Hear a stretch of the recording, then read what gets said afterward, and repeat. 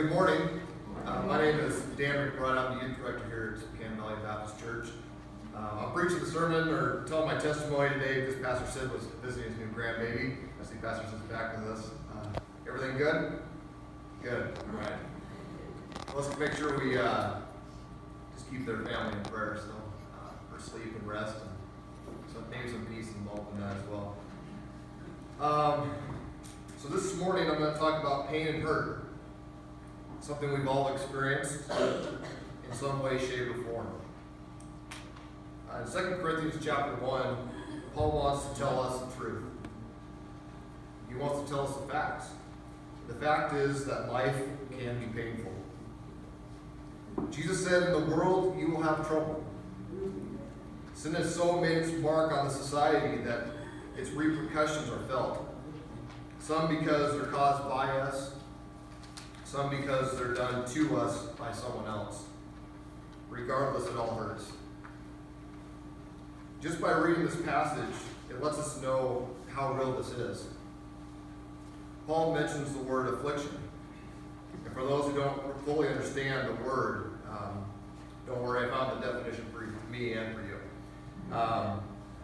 But affliction is something that causes pain or suffering.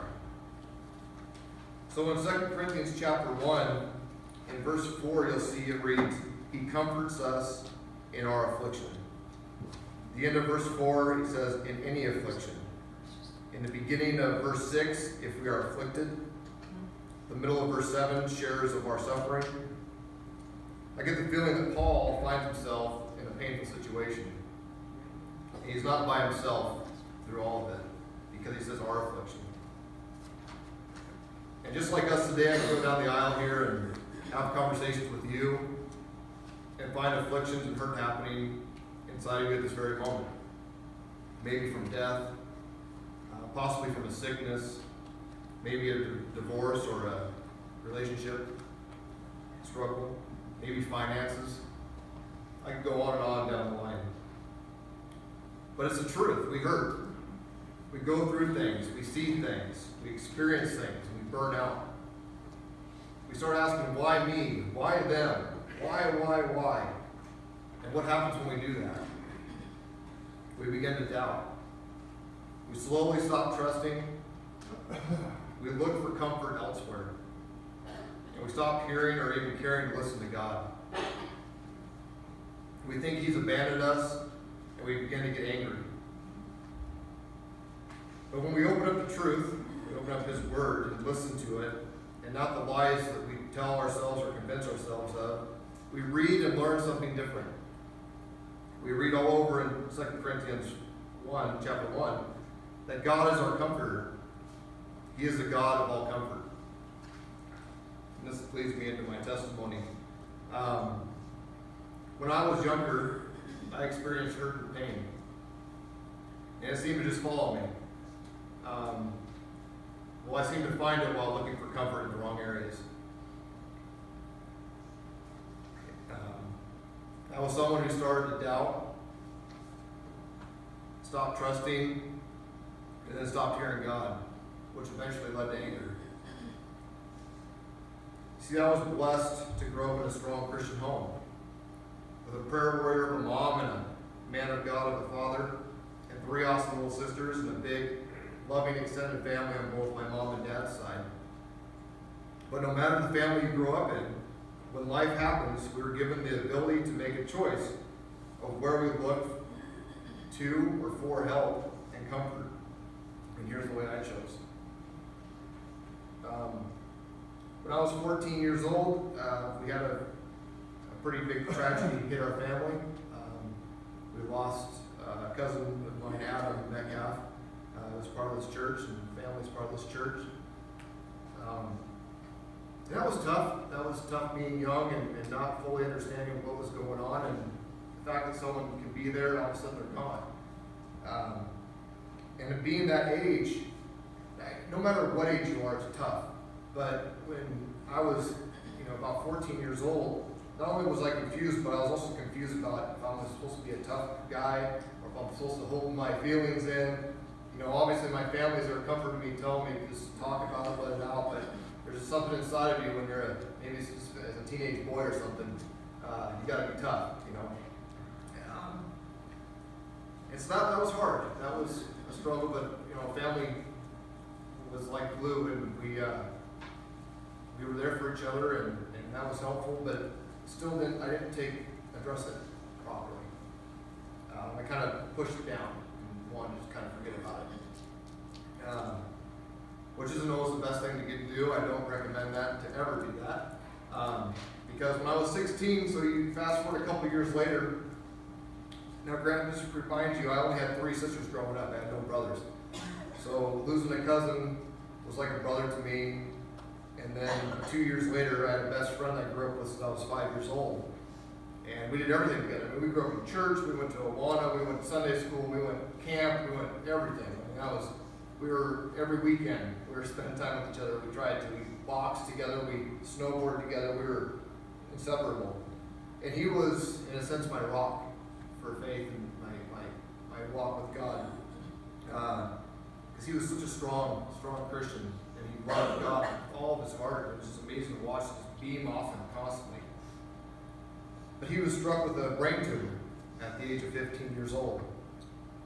And, you know, when you get that news, because it came out of nowhere, when you get that news, again, it kind of comes to a shock and pain and hurt and confusion, and why? And why him? Why out of everybody, why him? He is literally if you wanted to call a Christian in your school, he was him. Like, he just walked around with God's love beaming off him. Not much longer after he got diagnosed with that brain tumor, he ended up passing away. So in my age, state of mind, I didn't go towards God for help. Again, family was there to try to help me, comfort me, suggest counseling. I said, who needs counseling? You know, I can do this. I got this. I tried counseling a couple times, thought it was a joke. You can go into counseling and have the wrong mindset. It's not going to do anything for you. It's a heart issue. It becomes a heart issue. So what did I do? I went through school, kind of just quit caring about school. Thankfully, I was involved in sports, so that kept me away from drugs and alcohol for a little while, until I got out of school, out of sports. I ended up flunking out of school. Didn't graduate. Parents tried everything they could to help me. Teachers tried everything they could do to help me. But again, it was my mindset. I was done. I didn't care anymore. I had these things happen in my life that kept pressing down. Eventually, after you press down so long, it's like a beach ball effect, and it kind of just pops out of the water, and everything comes with it. And that's what kind of ended up happening. I dropped out of school, looked towards drugs and alcohol for comfort. Started just getting grounded all the time. My parents were trying to do everything they could to control me, to keep me on the right path. And I was so set on going over here for whatever reason, I just kept going, fighting it all the way. You know, and I thought maybe I could run from my problems. Maybe I could, maybe being in the wrong place at the wrong time, maybe I could go somewhere else and start fresh. But when you have a heart issue, no matter where you go, it follows you. So I ended up going to Tennessee at 19 years old. I had a cousin down there. She was dealing with some things and ended up working out perfect. We met up at a family gathering to where I was done being in Wenatchee. I wanted to get out, and she was down there. I said, all right, let's go. I'm out. You know, it wasn't much. I don't even think it was more than a couple weeks. I was down in Tennessee at 19 years old. Gonna start fresh. Gonna live life and do the full potential like I thought I could have. And, well, when I went to Tennessee, I ended up working in a club at 19 years old. I was working in security, and like I said, eventually your heart issue stuff is going to follow you, and you're going to find people or things or whatever that you find your comfort in. You're going to find them no matter where you go, and that's what I did. I found comfort in people I worked with and drugs. You know, the drugs were getting so bad that family started finding out about it and calling me out on it, and I turned to hate. I started hating my family and parts of my family, and when you start hating your family, you know you're going on the wrong path, because they're the only ones you got. So I hit a thing I like to call rock bottom. Something happened in Tennessee, and that's for another time and place, that just destroyed me. It put me at the very most bottom that you can possibly think of. I remember just, crying to God finally and just saying, I'm sorry, like, help me. I don't know what to do. I don't know who to turn to. I have burned every bridge that I had, and I don't know what to do. I need your help. But the thing about it is, I have an awesome family, and they love me, and they showed me God's love, and I told them everything that had happened, or had been happening, and Dad got on the plane not much longer after that, and flew down to Tennessee, and all of a sudden me and Dad are in my $200 pickup truck going from Tennessee to Washington State. Talk about father-son bonding time. This is a little two-seater, two-wheel drive. I can still remember it like it was yesterday, and that was 15 years ago or something. But Mom didn't stop praying for me. Dad forgave me and showed me love and came and helped me. I got home to Wenatchee, and it was time for me to figure it out. There's no more running, there's no more hiding. I had to own up to what I had become and what I had chosen. I left Tennessee at about 240 pounds, came home at about 170 pounds with a mustache at 19, 20 years old. That was a mess. But God could work with that. God's like, hey, let's brush you off, let's clean you up, let's get you going.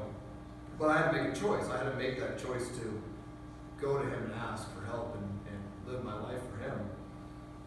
I had my 21st birthday in Wenatchee. I made a choice right then and there that I wasn't going to drink, to make a point that I'm done. This isn't my life anymore.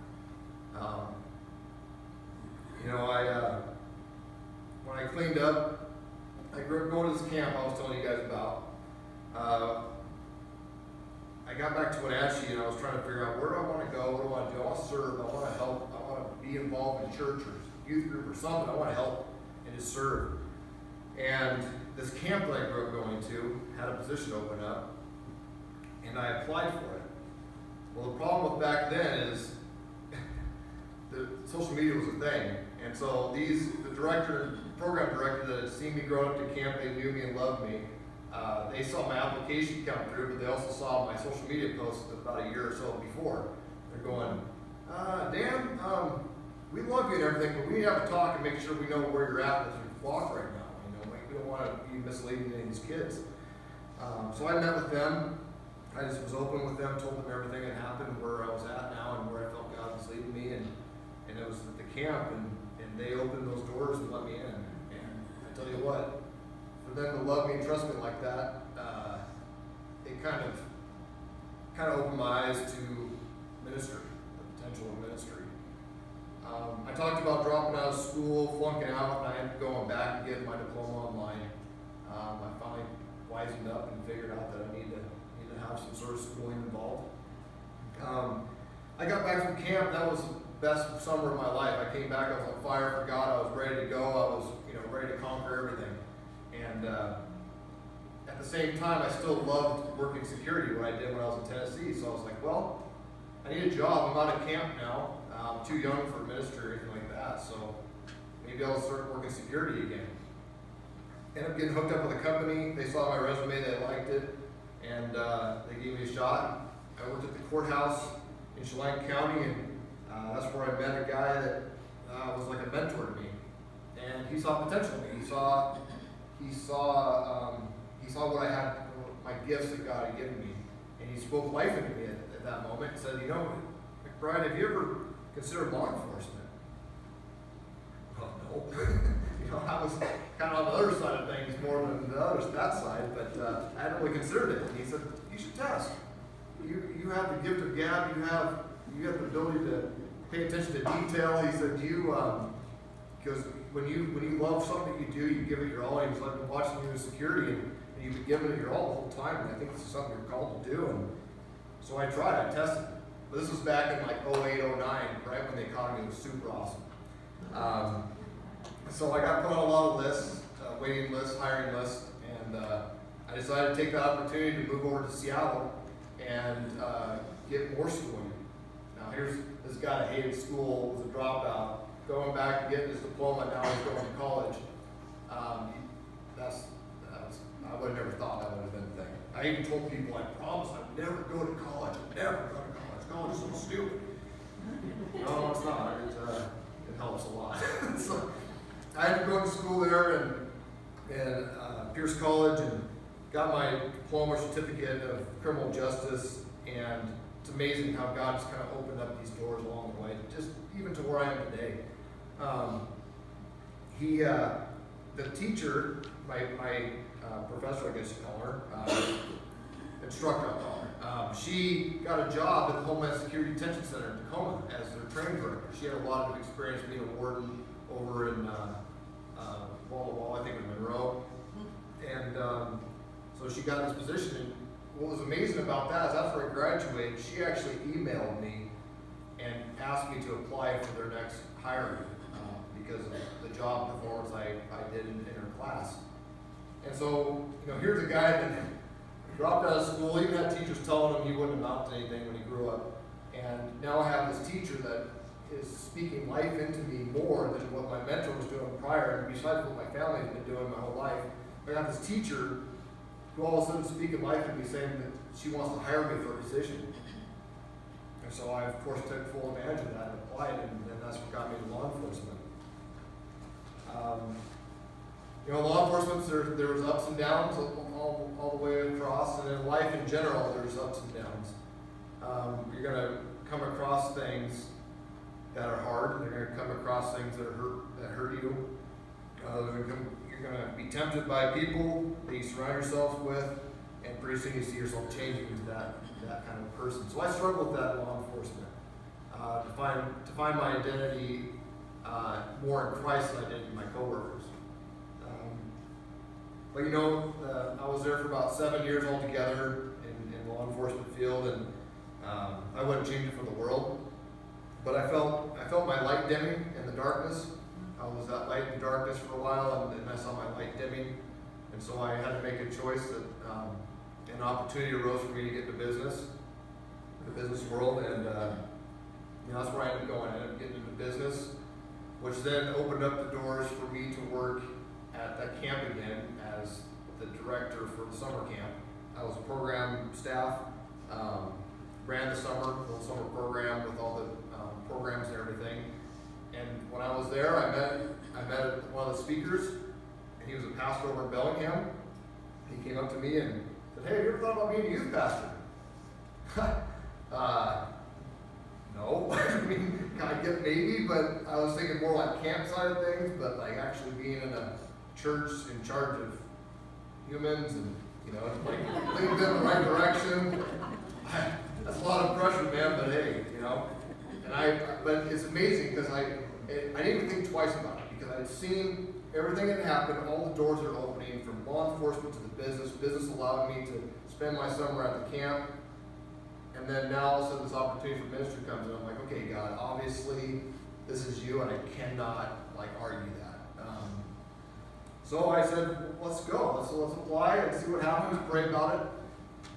I prayed about it, and I got the answer not even a couple weeks later that I was hired as their youth pastor up there. That opened up doors for me in the whole aspect of ministry as a whole, because pretty soon this position opened up, and it was right at the time where I was at that peaking moment of where do I go from here.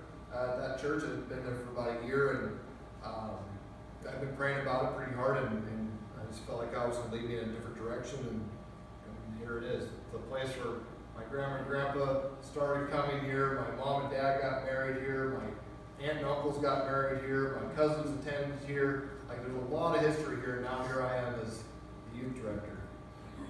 I wouldn't change it for the world. But you might be asking, well, Dan, why didn't you just read 2 Corinthians to us? Well, it's because that's homework for you. I know we all like the word homework. But after this morning's sermon and after the hustle of the day comes to an end, I challenge you to read 2 Corinthians chapter 1 and other passages like it, because we need to remind ourselves of how big our God actually is and how small our hurt and pain really is when it comes to Him. And we must find comfort in Him and quit trying to find it somewhere else. Because somewhere else, like I'm sure a lot of us have learned, does not have a long-term effect of comfort we are all seeking, especially in today's world. Let's pray. Dear God, some days feel too hard. And we're hurting, struggling, fighting fear and worry at every turn. Thank you in the midst of it all, you haven't left us to fend for ourselves. Forgive us for doubting you were there. Forgive us for thinking you've forgotten. Forgive us for believing we somehow know a better way. You are fully trustworthy, you are all-powerful, and you are able. You are Lord over every situation, no matter how difficult it may seem. You are healer and will never waste the grief to carry today. You will use all things for good in some way. Anything is possible with you. Nothing is too difficult for you. We pray for those who grieve today. We ask for your comfort to surround those who weep. We pray for the peace of your presence to cover our minds and thoughts. As you remind us, the enemy can never steal us out of your hands.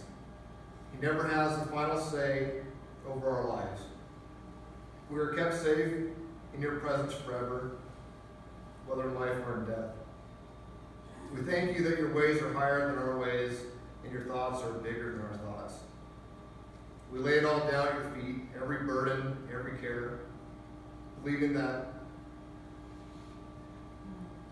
that's the safest place, Lord, for it to be. We love you, and we need your fresh grace. In the powerful name of Jesus,